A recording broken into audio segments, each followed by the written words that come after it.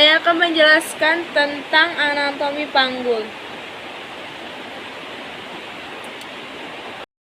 Baiklah, di sini izinkan saya untuk menjelaskan tentang anatomi panggul. Ini dia. Ini adalah gambar dan bentuk anatomi panggul pada wanita. Anatomi panggul terbagi menjadi 4, yaitu os coxa, os sacrum, dan os coccygeus. Ini dia. Yang pertama ada os coxa, yang mana terdiri dari os ilium,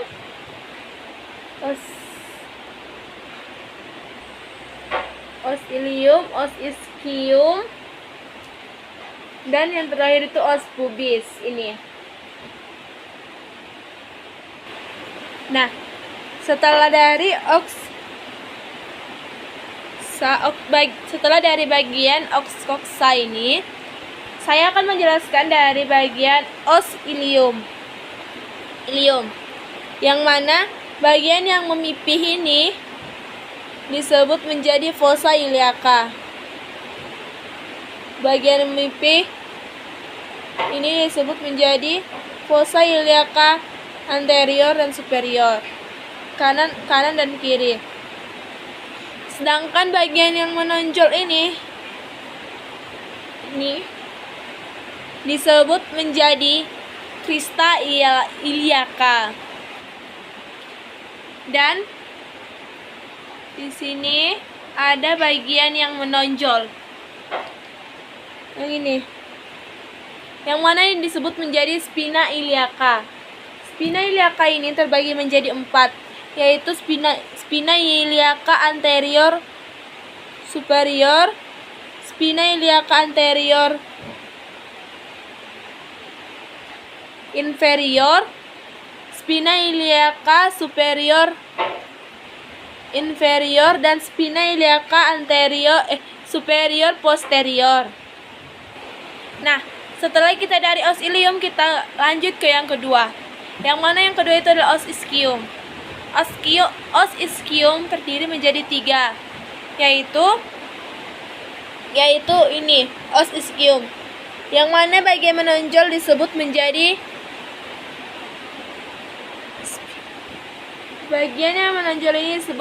spina ischiadica. Dan yang kedua dari os ischium itu ada bagian yang melengkung, disebut incisura mayor dan minor.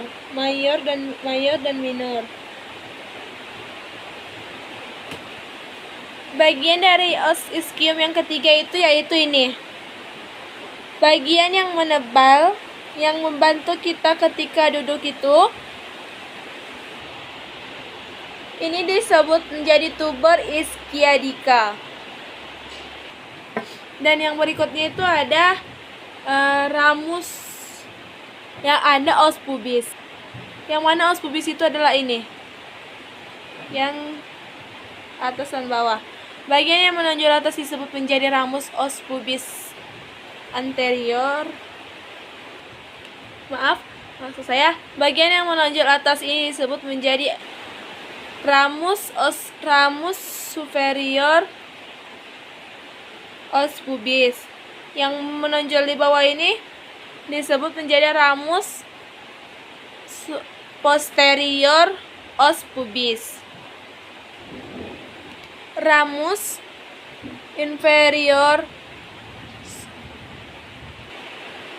os pubis dextra dan sinistra membentuk sudut ini yang seperti segitiga ini 90 derajat, yang disebut menjadi arcus pubis. Yang selanjutnya itu ada os sacrum, yang mana os sacrum itu terletak di bagian tengah-tengah. Yang pertama, bagian os sacrum yang pertama yaitu bagian yang menebal, disebut crista sacralis. Di bagian atas, crista sacralis memiliki lengkungan yang disebut lengkungan caudal promontorium. Baru di dalam sacrum ini ada cuat-cuat duri. dan terdapat 5 pasang lubang saraf yang saling berhubungan. Yang mana 5 lubang pasang yang saling berhubungan ini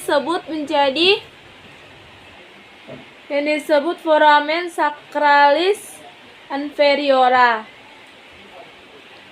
Dan yang terakhir itu ada os pubis atau tulang ekor, yang mana di os pubis terletak di os pubis ini terdapat 2-3 ruas os mobile yang membantu mempercepat persalinan sebesar 2-3 cm. Yang berikutnya itu saya akan menjelaskan tentang kepala janin. Kepala janin terbagi menjadi 2, yaitu bagian tengkorak dan bagian muka. Yang pertama itu bagian tengkorak. Yang pertama itu os parietal atau tulang ubun-ubun. Yang kedua, os occipital atau tulang bagian belakang kepala. Yang ketiga, os temporal atau tulang pelipis. Yang keempat itu ada os frontal atau tulang dahi. Bagian yang kedua itu bagian muka. Yang pertama itu ada os frontalis. Os frontalis atau tulang pelipis mata. Yang kedua os nasal atau tulang hidung. Yang ketiga itu os zygomaticum atau tulang pipi. Yang keempat itu ada os maxillularis atau rahang atas.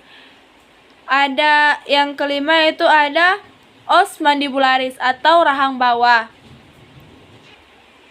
Yang berikutnya ada ukuran tulang kepala bayi. Yang pertama,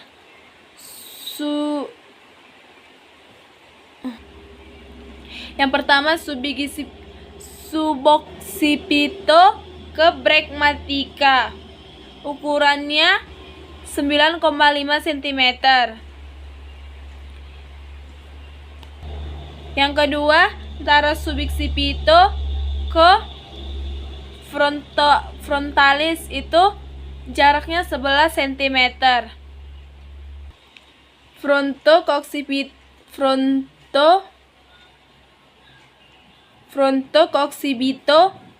12 cm. Mento ke occipito 13,5 cm. Yang berikutnya adalah ukuran tulang kepala bayi. Yang pertama, suboccipito ke bregmatica, ukurannya itu 32 cm.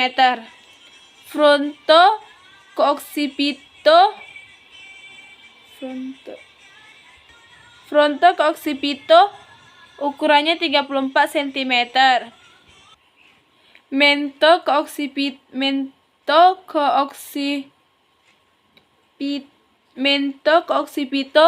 ukurannya 35 cm. Mentococcipito 35 cm. Submento ke bregmatica 32 cm. Ukuran melintang. Diameter biparietalis atau jarak antara kedua parietal itu 9,5 cm.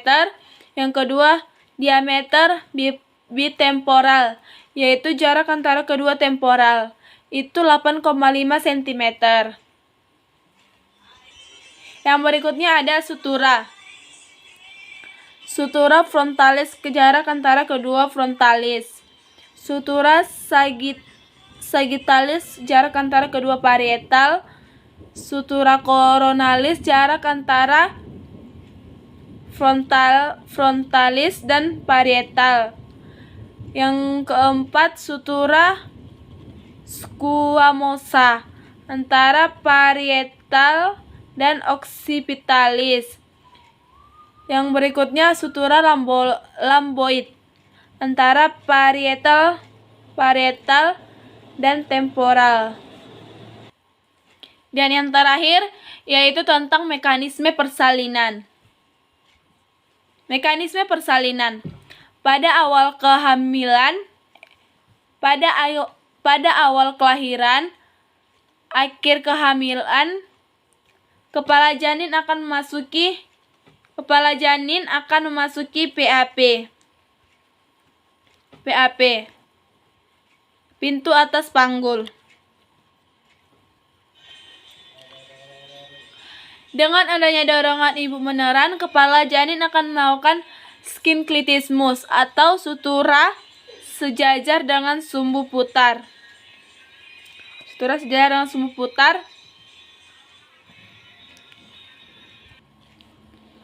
Atau disebut dengan oblik. Kemudian dengan adanya dorongan ibu meneran, kepala janin juga akan melakukan skinclitismus anterior, yang mana os parietal belakang lebih tinggi daripada os parietal depan. Dan dengan adanya dorongan atau his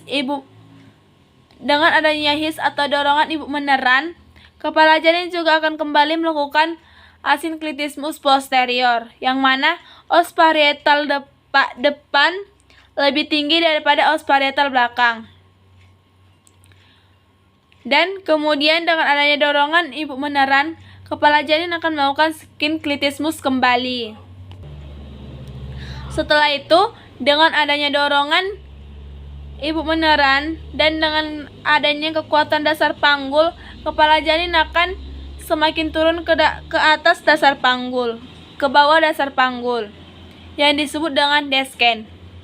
Kemudian kepala juga akan melakukan fleksi, yaitu dagu mendekati dada, seperti ini. Kemudian kepala bayi akan melakukan putar paksi dalam. Jadi dia seperti ini, yang disebut menjadi internal rotation, yang berada di Hodgki ketiga.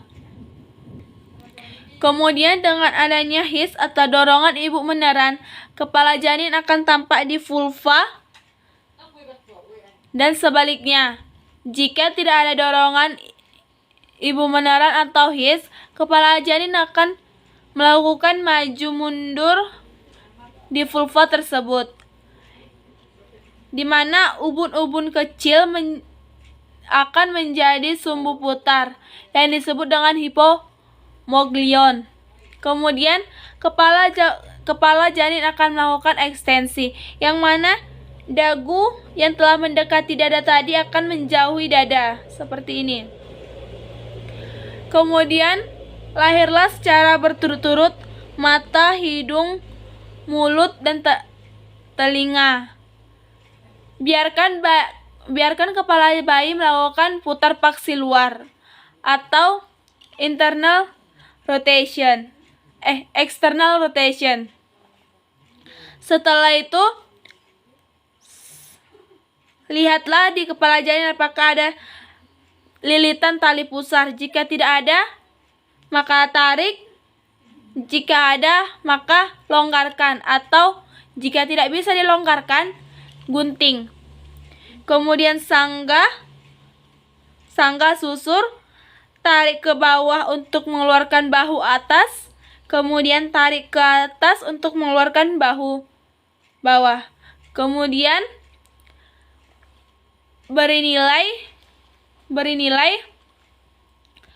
Setelah itu berikan ke ibu, letakkan di dada ibu sebelah kiri untuk melakukan IMD atau inisiasi menyusui dini. Permisi ya ibu, permisi ya teman, inilah hasil dari